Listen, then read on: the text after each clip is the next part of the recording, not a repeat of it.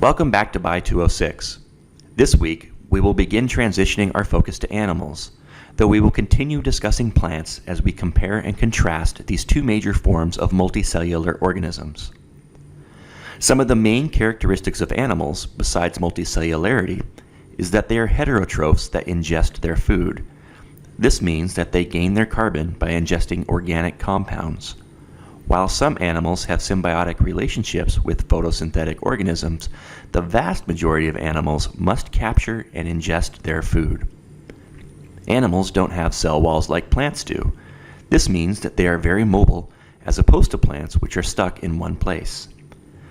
Since animals don't have cell walls strengthened by cellulose like plants do, animal bodies must gain their structure from strong proteins such as collagen. Without being held in place by heavy cell walls, animals also have muscular tissue for locomotion and nervous tissue to sense and respond to their environment.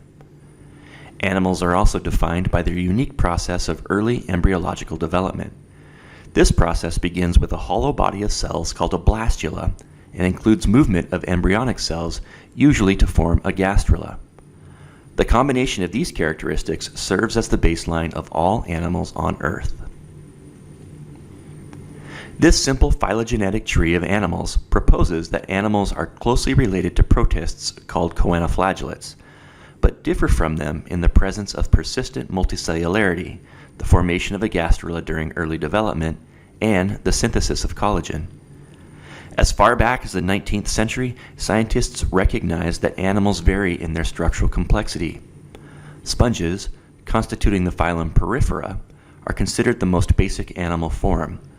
These animals have only a few cell types, and those cells are not organized into tightly coordinated tissues or organs. Cnidarians, the phylum that contains jellyfish and sea anemones, are differentiated from Porifera by the added complexity of simple tissues. However, cnidarians lack complex organs. Bilaterians, most other animals including humans, insects, and snails, are differentiated from cnidarians by the presence of well-defined tissues that are organized into complex organs specialized for such functions as movement, behavior, digestion, and gas exchange. This phylogeny does not tell us that Porifera are older than more complex animals. Instead, it says that Porifera and more complex animals diverged from a common ancestor, but it doesn't tell us what that common ancestor looked like.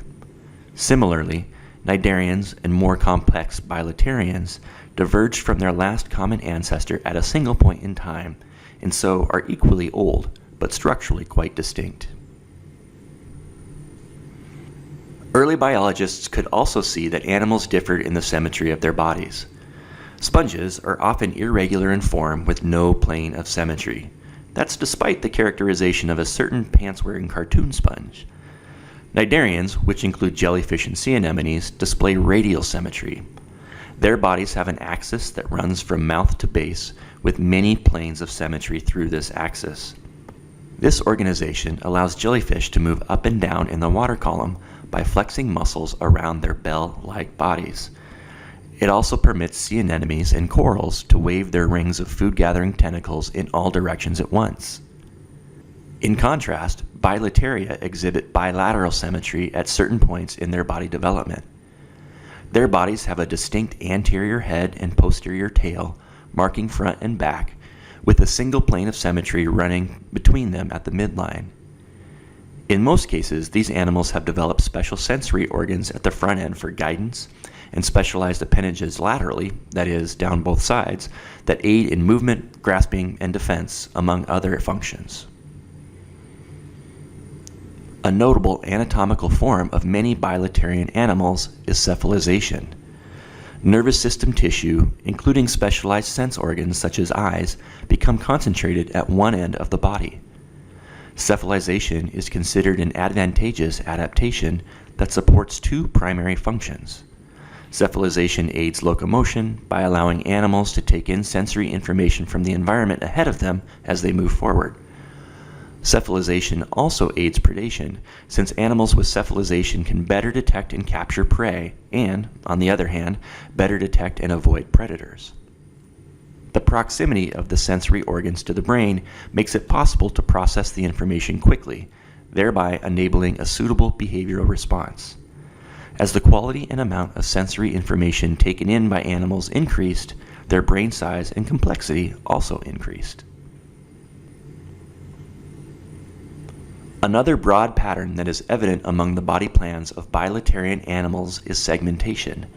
This describes the organization of the body into units, or segments, that are repeated from front to back, but modified depending on where they are located in the body. Arthropods, annelids, and chordates are three animal phyla known for a segmented body plan. For example, insects have a head, thorax, and abdomen. Each of these regions can be further subdivided into segments, like legs growing from individual thorax segments. Humans and other vertebrates also develop in a segmented fashion, with repeated patterns of vertebrae and nerves that make up the backbone and spinal cord. Many animals that look quite different as adults share common patterns of early embryological development. For example, adult sea stars and catfish lack commonality among most of their adult morphological features, that is, their body forms. However, the embryos of these two animal groups show a number of striking similarities, including the number of embryonic tissue layers they develop and the way that the early cell divisions occur. Biologists divide animals into two groups based on the number of germ layers that develop from the blastula. In diploblasts, like the cnidarian jellyfish and anemones, two germ layers differentiate in the early embryo. These two layers, the endoderm and the ectoderm, serve as the basis from which all adult tissues develop. In contrast, triploblastic bilaterian animals develop from embryos with three germ layers. The third germ layer, the mesoderm, lying between the endoderm and ectoderm, develops into adult muscles and connective tissues. Comparative embryology, the subdiscipline of biology that examines similarities among embryo development, has enabled biologists to divide bilaterally symmetrical animals into two groups. These two groups are based on the developmental outcome of the blastopore, an infolding that occurs during the gastrulation stage. In protostomes, shown here on the bottom right, the blastopore develops into the mouth of the adult organism. In deuterostomes, the blastopore becomes the anus in the adult organism. Molecular comparisons support many of the conclusions reached earlier on the basis of comparative anatomy and embryonic development, including the early divergence of sponges and the separation of radially and bilaterally symmetrical animals.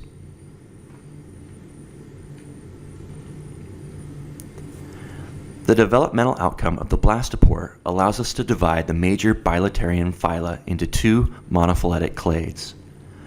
Protostomes include such groups as nematodes, commonly called roundworms, arthropods, which include insects, spiders, and crustaceans, the biologically diverse mollusks, which include gastropods like snails and slugs, bivalves like clams and mussels, and cephalopods like squids and octopus, annelids, which are segmented worms, and flatworms. Deuterostomes include echinoderms, such as sea stars, sea urchins, and sand dollars, and chordates, such as vertebrates. Phylogeny suggests that animals are relatively latecomers in evolutionary history, and the fossil record confirms this hypothesis. Macroscopic fossils of organisms thought to be animals first appeared in rock deposited only 579 million years ago. Called Ediacaran fossils after the Ediacara Hills of South Australia where they were discovered, these fossils have simple shapes that are not easily classified among living animal groups. Scientists continue to debate why the first animals occurred so late in evolutionary history, but part of the answer lies in the Earth's environmental history.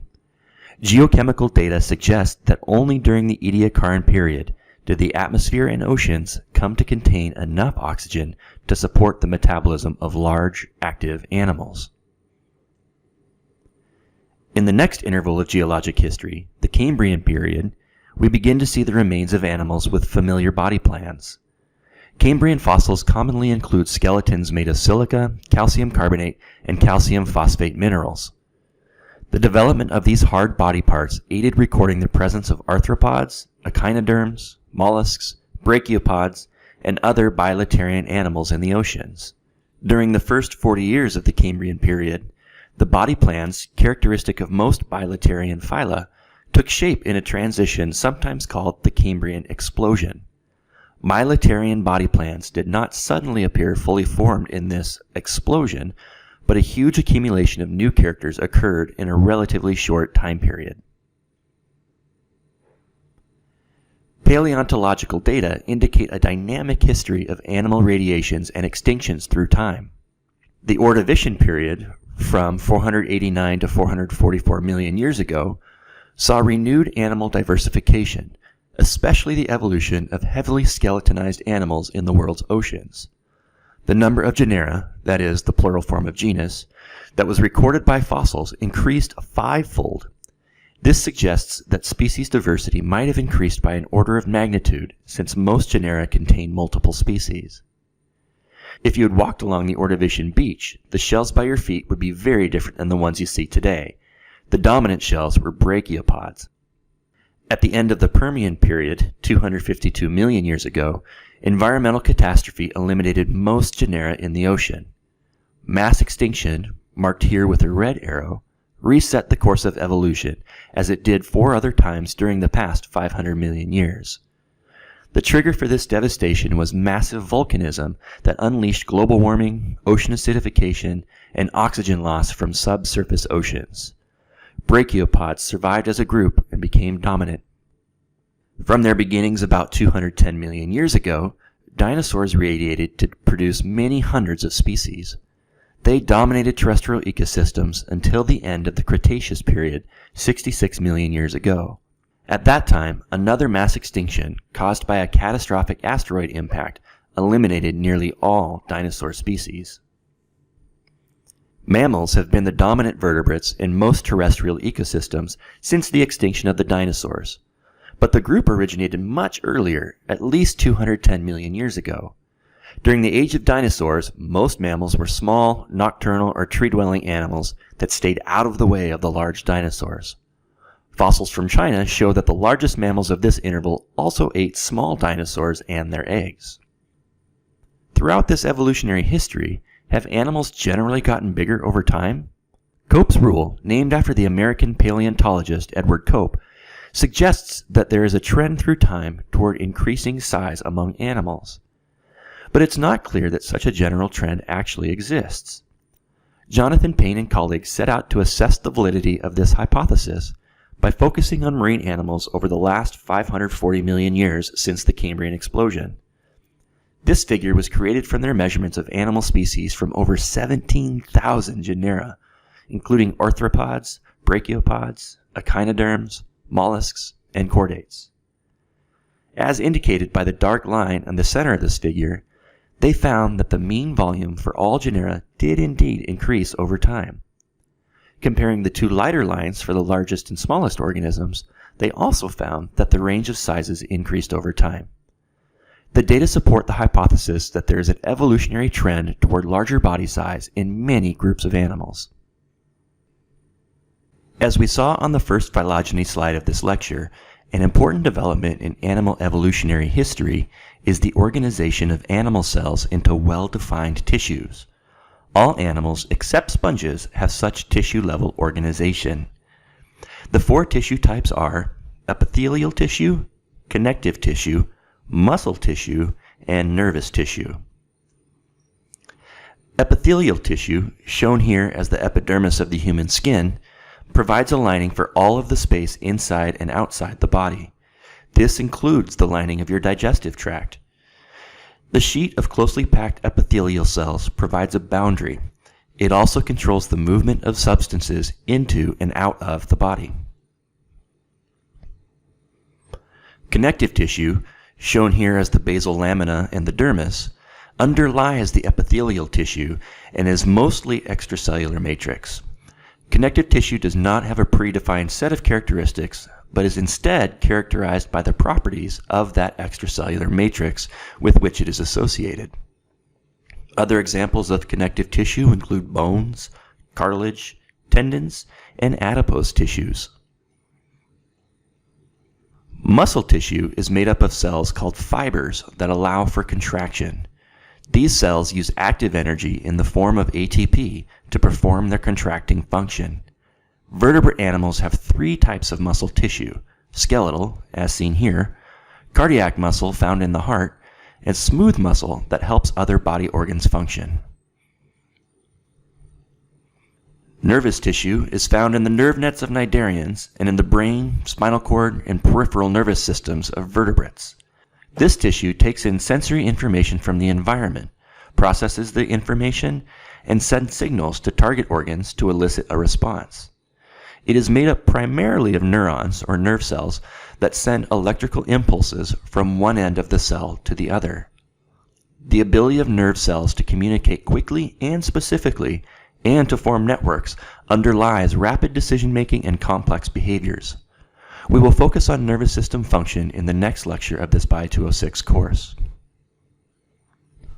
The autonomic nervous system plays a key role in the ability of the animal body to maintain a steady physiological state in the face of changing environmental conditions.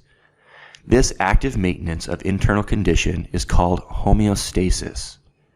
Maintaining homeostasis often depends on negative feedback, in which a stimulus evokes a response, which then opposes the initial stimulus.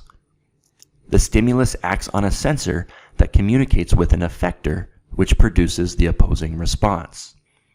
As a household example, negative feedback is used to maintain a constant temperature. Cool temperature is detected as the stimulus that triggers a response.